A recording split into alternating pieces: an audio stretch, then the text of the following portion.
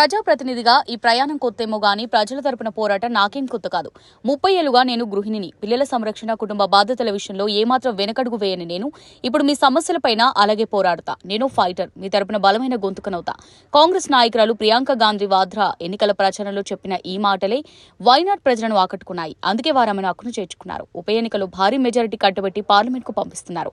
2 దశాబ్దాల క్రితం గాంధీ నెహ్రూ కుటుంబం వారసురాలిగా రాజకీయాలకు పరిచయమైన ప్రియాంక తొలిసారి ప్రత్యక్ష ఎన్నికల్లో పోటీ చేసి ఘన విజయం సాధించారు.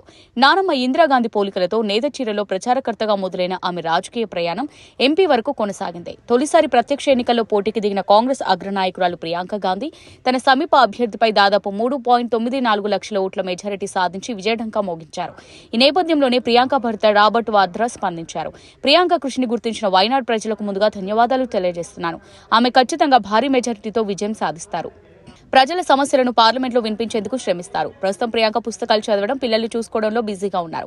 దేశ ప్రజలకు సేవ చేయాలనే ఆశయంతో ఆమె ఈ ఎన్నికల బరిలో దిగారు. ఫలితాల సరళిలో ప్రియాంక ముందంజలో ఉండడంపై ఆమె హర్షం వ్యక్తం చేస్తున్నారని విలేకరులతో అన్నారు. ప్రజల కోసం నేను శ్రమిస్తూనే ఉంటా. అలాంటప్పుడు పార్లమెంట్లోనే ఉండాల్సిన అవసరం లేదు. ప్రియాంక పార్లమెంట్లో ప్రజల గలాన్ని వినిపించనున్నారు. నాకు ఎలాంటి సమయం రావచ్చు, ప్రజలు ఏం కోరుకుంటారో అదే జరుగుతుంది అని వ్యాఖ్యానించారు.